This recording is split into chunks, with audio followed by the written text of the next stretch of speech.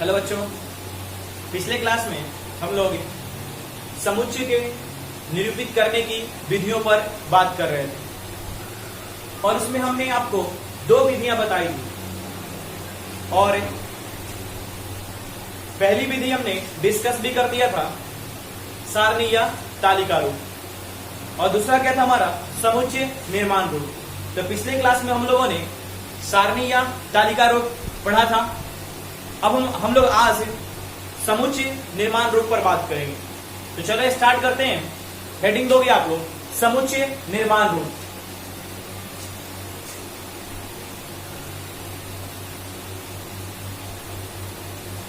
समुच्चय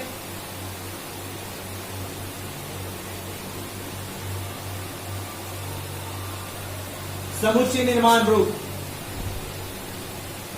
और इसे इंग्लिश में बोलते हैं set builder form. Set builder form. अब जरा ध्यान दोगे,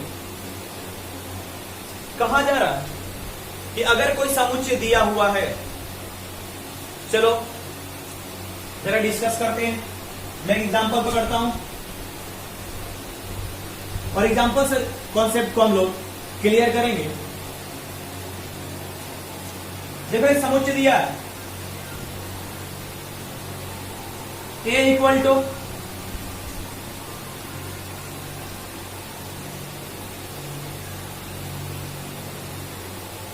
दस से छोटी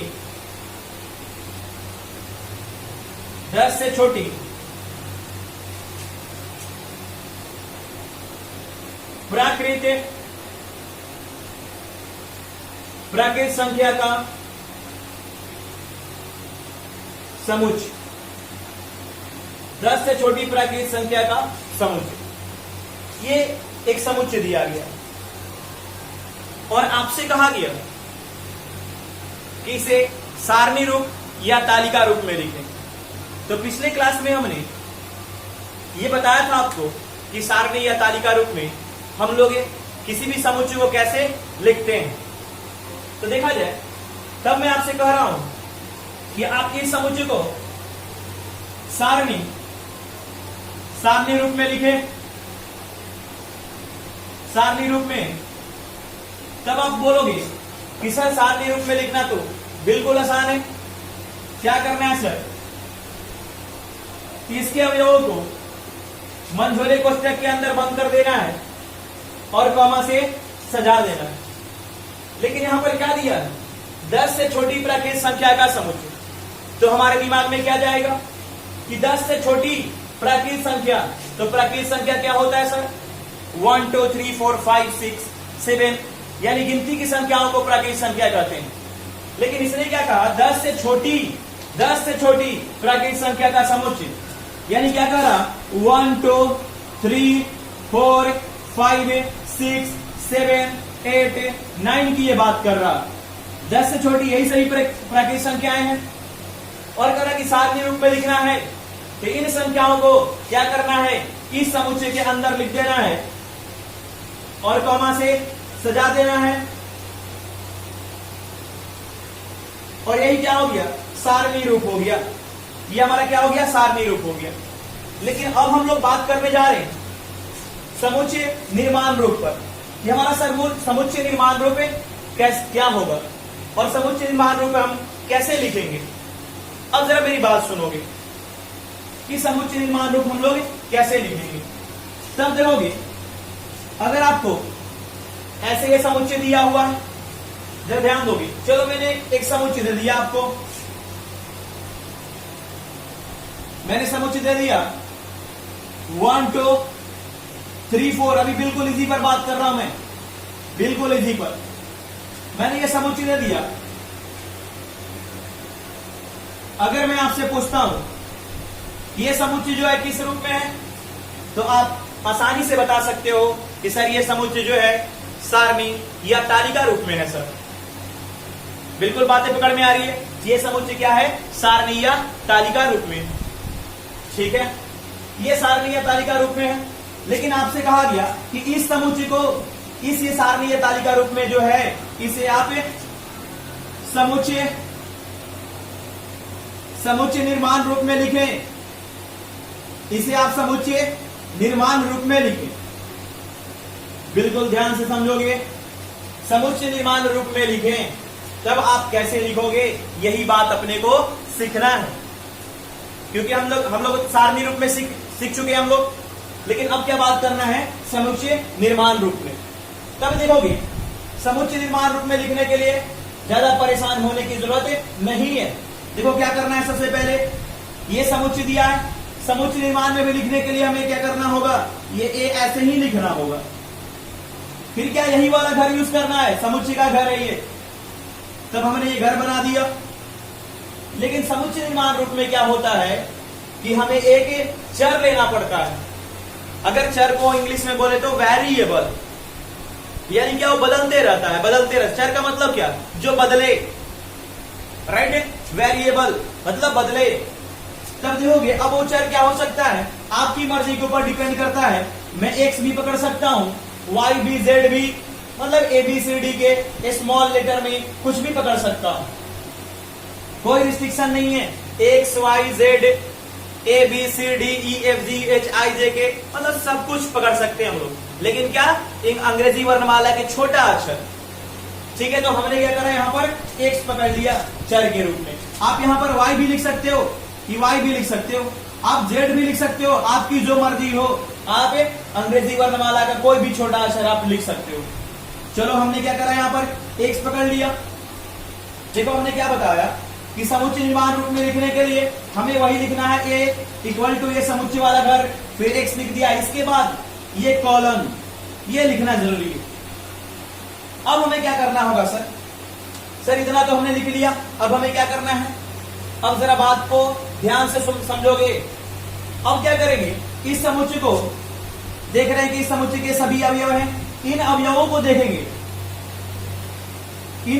देखेंगे और यहां से इन अवयवों का, इन सदस्यों का एक सामान्य गुण, एक सामान्य नियम, एक सामान्य पैटर्न, एक सामान्य रूल, मेथड, ये ढूंढेंगे हम। कहने का मतलब क्या, पैटर्न, रूल, मेथड और गुण एक ही बातें हैं।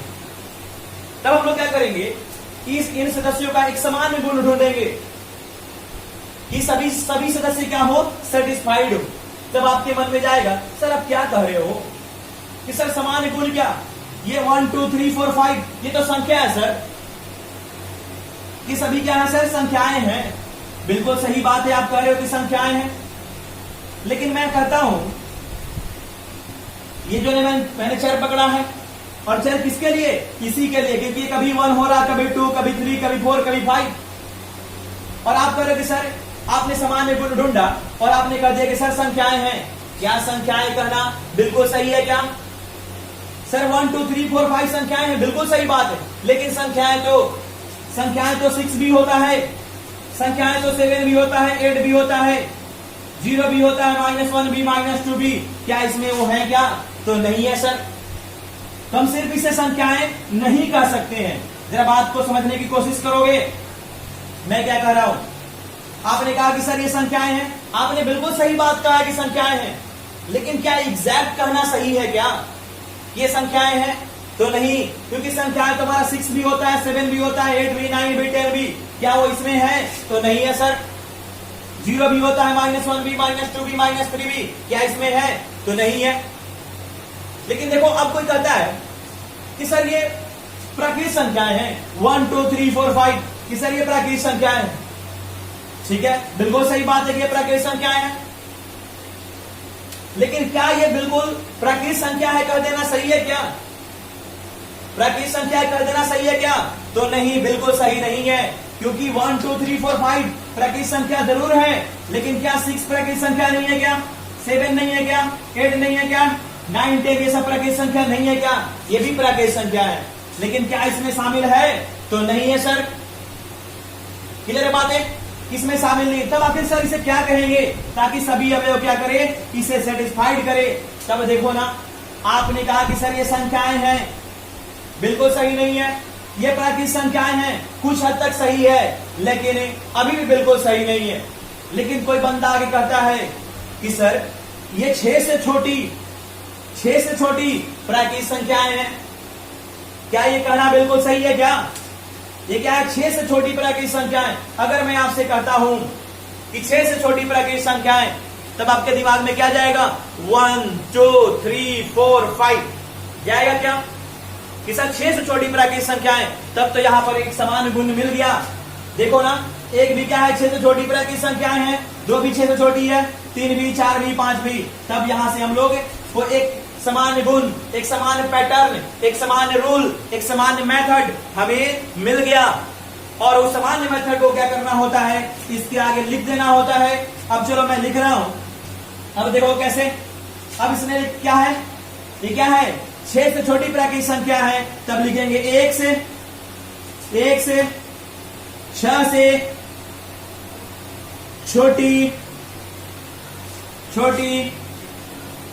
एक प्राकृतिक संख्या है, 6 से छोटी एक प्राकृतिक संख्या है। क्लियर है बातें? x जो है 6 से छोटी प्राकृतिक संख्या है, एक प्राकृतिक संख्या है। अब आपके दिमाग में सर आप 1 लिख रहे हो। अरे भैया, अब एक बार में पकड़ोगे तो 1 ही मिलेगा ना। अब x का स्थान पर एक बार 1, एक बार 2, एक बार 3, एक बार 4, एक बार 5, 6 से छोटी प्राकृतिक संख्या है, इसलिए लिखा गया है। अब इसे हमने इस घर में बंद कर दिया कि x कॉलन x 6 से छोटी एक प्राकृतिक संख्या है।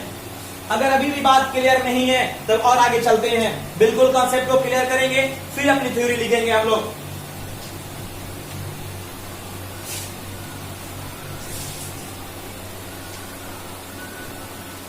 अब जरा ध्यान दोगे, मैं आपके सामने और भी एग्जांपल लिख रहा हूं।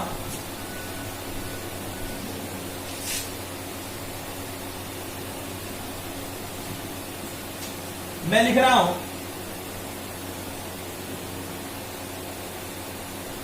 A-E-I-O-U,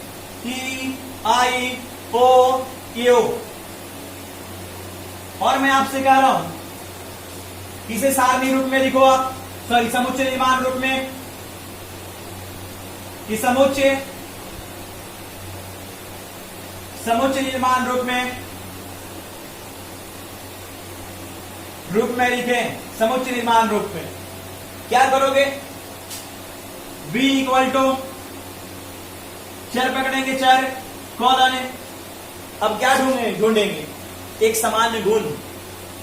अब आप देख रहे हो कि सर A-E-I-O-U है, आपके दिमाग में ये बातें तुरंत जानी चाहिए कि सर A-E-I-O-U क्या है? ये अंग्रेजी वर्णमाला के स्वर अक्षर हैं। तब तो सभी के गुण एक समान है। ए भी क्या है? स्वर अक्षर है। ई भी स्वर अक्षर है। I-O-U सभी क्या है? स्वर अक्षर है। तब तो यहां से हमें गुण मिल गया कि सर ये सब क्या है? तो अंग्रेजी वर्णमाला के स्वर अक्षर है। तब तो यहां से हम लिख देंगे जो गुण मिल गया।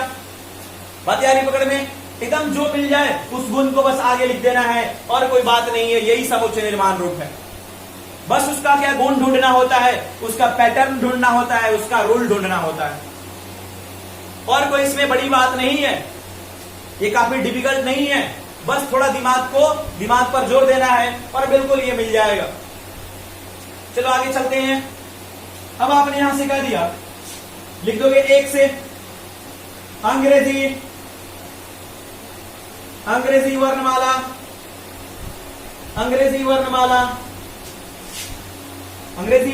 के स्वर अक्षरों का समुच्चय है। आप एक भी लिख सकते हो, नहीं भी लिखोगे तो भी कोई दिक्कत नहीं है। एक अंग्रेजी वर्णमाला के एक स्वर अक्षरों का समुच्चय है। राइट? एक भी लिख सकते हो। एक अंग्रेजी वर्णमाला के स्वर अक्षर भी लिख सकते हो। एक अंग्रेजी वर्णमाला के एक स्वर अक्षर हैं। ये स्वर अक्षर हैं, इतना भी हम लोग लिख सकते हैं। बातें आ रही पकड़ में? धीरे धीरे बातें बिल्कुल पकड़ में आ जाएगी। अब चलो आगे बढ़ते हैं। अब ये बात समझ में आ गई अपने को कि अपने को क्या करना है। सर समुच्चय निर्माण रूप में लिखने के लिए कि अंग्रेजी वर्णमाला के बड़े अक्षर पकड़ लेने हैं, फिर वही समुच्चय वाला घर, उसके अंदर एक्स लगा देना है, फिर कॉलम, और जो हमारा दिया है उसका गुण लिख देना है, एक समान गुण लिख देना है, वही हमारा क्या हो जाएगा, समुच्चय निर्माण रूप हो जाएगा। बातें क्लियर है? तो चलो इसकी थ्योरी थोड़ा लिख लेते हैं और इस पर आगे बात करते हैं हम लोग।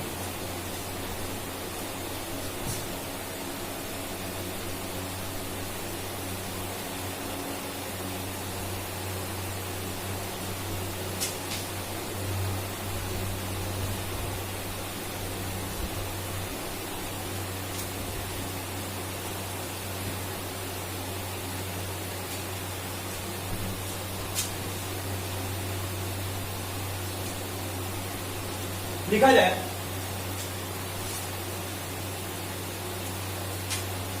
समुच्चय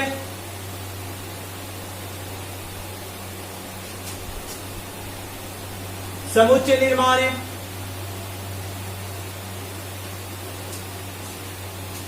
समुच्चय निर्माण रूप में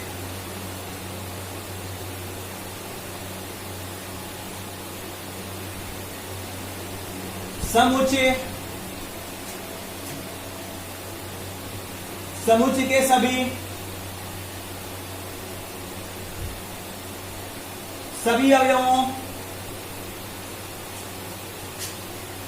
अवयवों का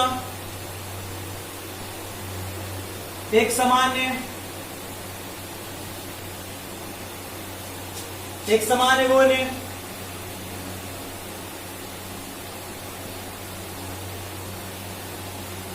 लिखते हैं,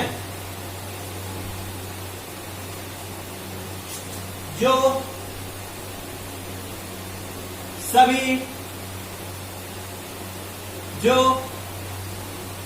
समुच्चय निर्माण रूप में समुच्चय के सभी अवयवों का एक समान गुण लिखते हैं, जो प्रत्येक सदस्यों या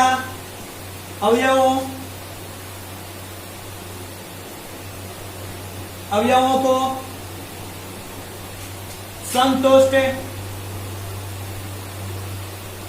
संतुष्ट करता है। देखो हमने क्या लिखा है, समुच्चय निर्माण रूप में समुच्चय के सभी अवयवों का एक समान गुण लिखते हैं, जो प्रत्येक सदस्यों या अवयवों को संतुष्ट करता है या करता हो। अब जरा ध्यान दोगे, अर्थात A equal to x colon px। अब देखो कि ये px क्या है, px क्या है, एक समान गुण, समुच्चय के सभी अवयवों का एक समान गुण, जहां px समुच्चय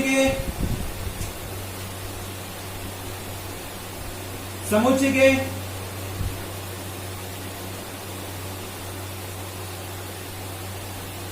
अवयवों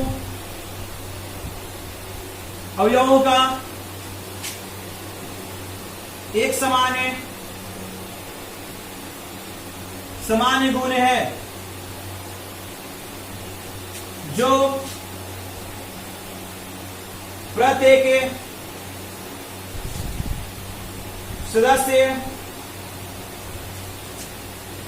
सदस्य को संतुष्ट करता है। वही बात है हमने लिख रखा है। क्या करना है, समुच्चय वाले घर में एक से लेकर एक चर लिखकर कॉलन लिखकर इसको क्या एक समान गुण को लिख देना है, और यही हमारा क्या होता है, तो समुच्चय निर्माण रूप होता है। बातें आ रही पकड़ में? क्लियर है ना? तो इसे नोट कर लो आप लोग, नोट डाउन।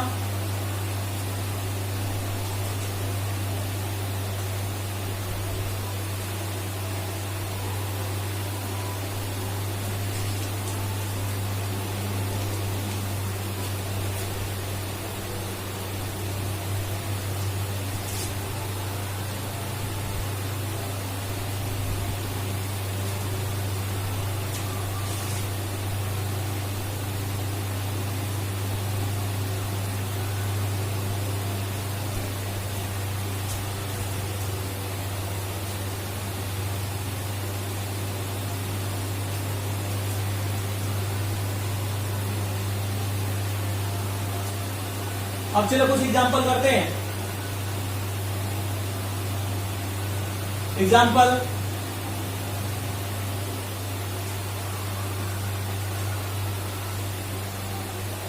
लिखा हुआ है बिल्कुल इजी एग्जाम्पल, जो कि मैं पहले करा चुका हूं। 1 2 3 4 5 6, और इसे हमें समुच्चय निर्माण रूप में लिखना है। समुच्चय निर्माण रूप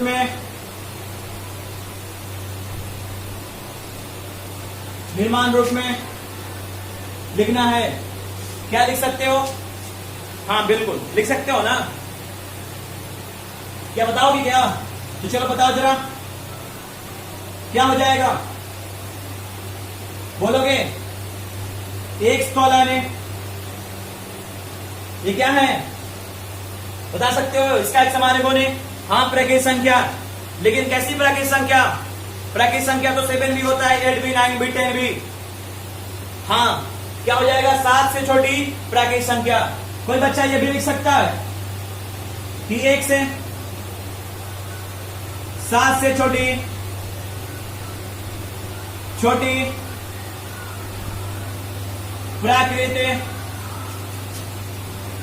प्राकृत संख्याएं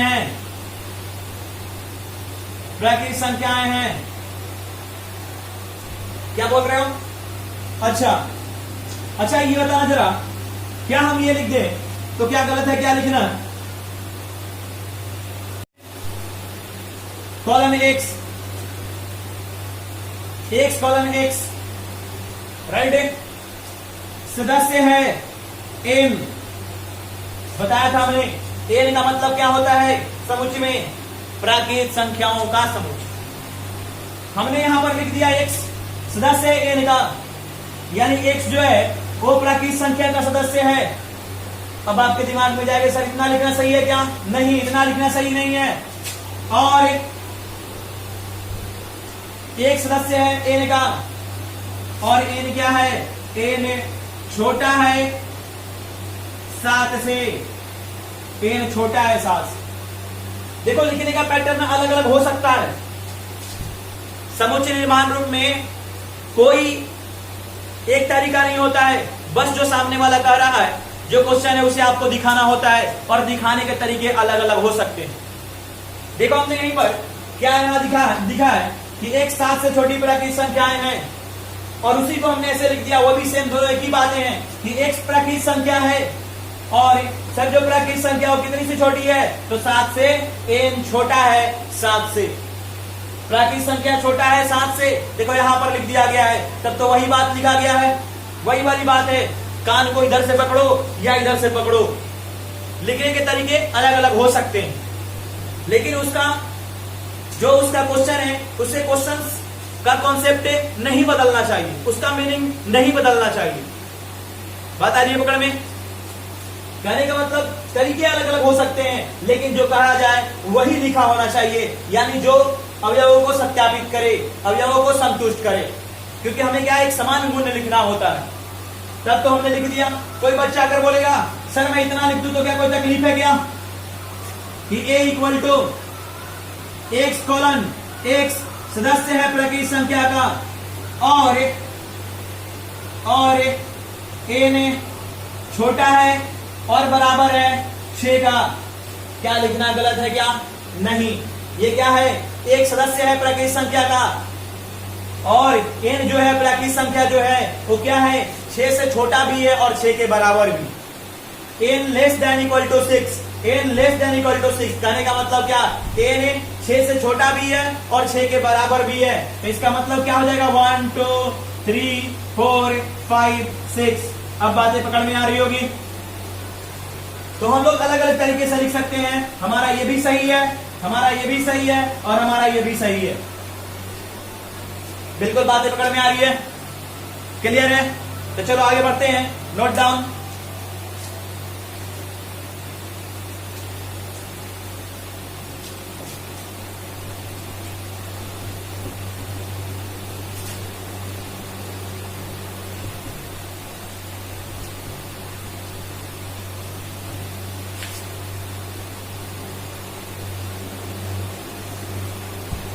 अब बात करते हैं एग्जाम्पल नंबर 2 पर।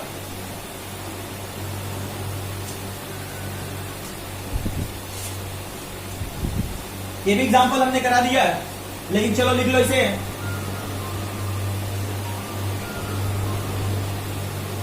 AEIOU समुच्चय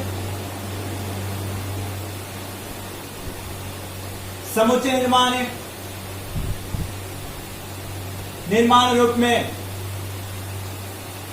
अभी और भी अच्छे क्वेश्चंस कराऊंगा, ये तो बस अभी बस स्टार्ट किया जा रहा है, आपको सिखाया जा रहा है कि कैसे लिखते हैं। देखोगे A equal to x colon x,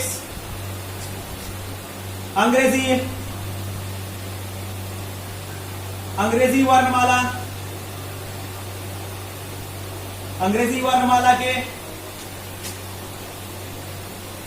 स्वर अक्षर हैं। क्लियर है?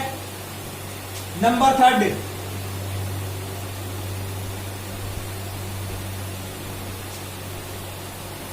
एग्जाम्पल और लिखते हैं।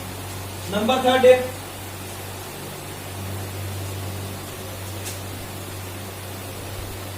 I, N,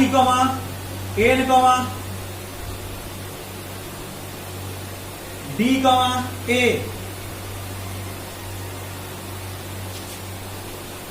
तो समुच्चय, ये समुच्चय दिया हुआ है किस रूप में? सारणीय तालिका रूप में।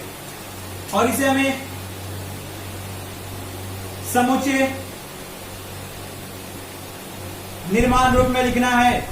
समुच्चय निर्माण रूप क्या कोई बता सकता है? क्या लिखोगे? कोई भी बच्चा बता सकते हो? पहले तो हम लोग लिख ले ऐसे x कॉलन x, इतना तो हमें लिखना ही। अब क्या करोगे? INDA दिया है, INDA। क्या कुछ दिमाग में आ रहा? इसका एक पैटर्न खोजना है, रूल ढूंढना है, एक नियम ढूंढना है, एक गुण ढूंढना है। तो क्या है? INDA क्या है? अक्षर है ये INDA। क्या कोई दिमाग में जा रहा? मैं हिंट दो, इंडिया। मैं कह सकता हूं कि इंडिया शब्द के अक्षर हैं, नहीं क्या? INDA क्या है? देखो इंडिया किससे बना होता है? INDIA, India. ये भी कर सकते हो। अच्छा, कोई बंदा ये भी कर सकता है इंडियन, INDIAN, कि इंडियन शब्द के ये अक्षर हैं। कर सकते हो क्या? जैसे हमने पिछले क्लास में कराया था, आपको दे दिया गया था एसएस मैथमेटिक्स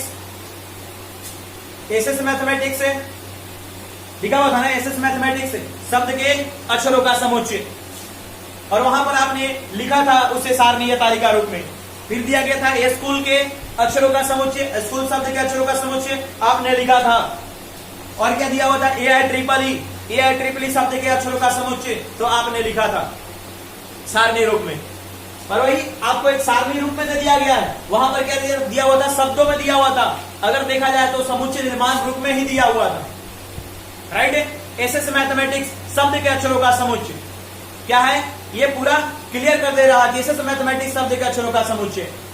तो आपने उसे सारणी रूप में लिखा था। यहां पर INDA लिखा हुआ है, इसे सारणी रूप समुच्चय निर्माण रूप में लिखना है। तो क्या करोगे? x कॉलन x, यही ना, x कॉलन x, और ये क्या हो जाएगा? x कॉलन x, एक से इंडिया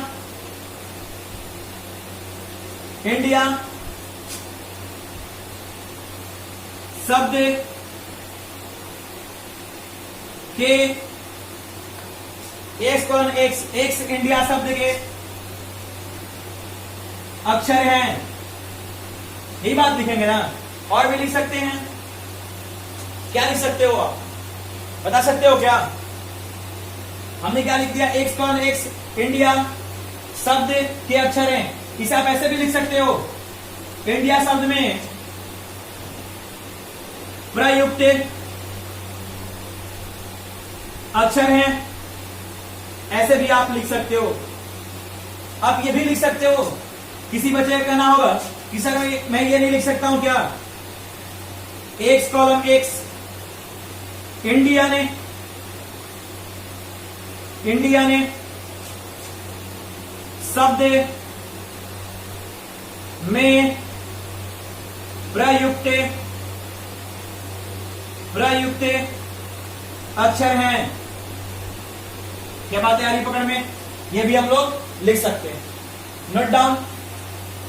अब मैं कुछ क्वेश्चन लूंगा, वो आपका होमवर्क होगा।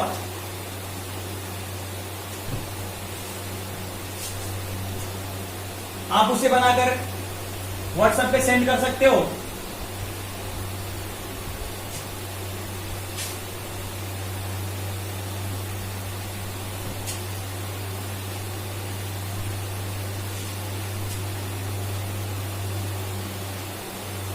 क्वेश्चन है आपका,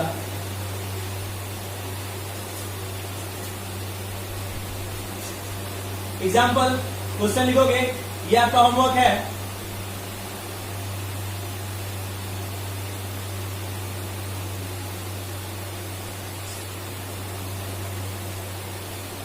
-5, 5 हो तो इसे समुच्चय निर्माण रूप में लिखें। समुच्चय निर्माण रूप में लिखें। सेकंड क्वेश्चन है आपका,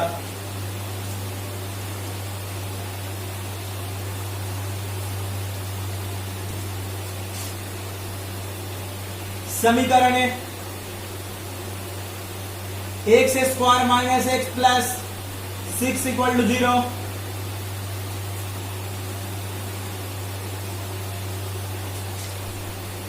का हल समुच्चय सारणी रूप में लिखें। समुच्चय सारणी रूप में लिखें।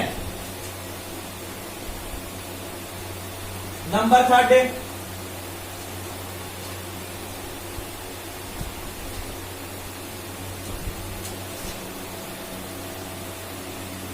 समुच्चय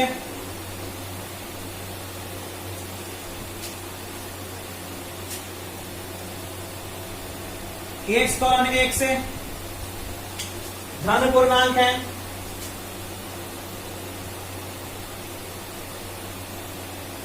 धन पूर्णांक है और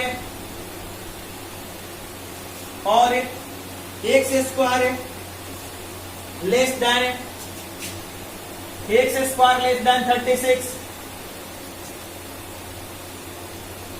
हो तो इसे सारणी रूप में लिखें। नंबर 4,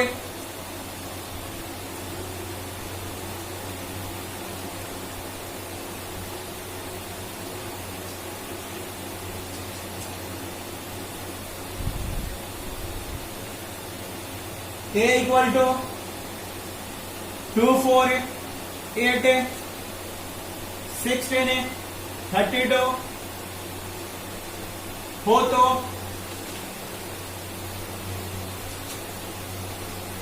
समुच्चय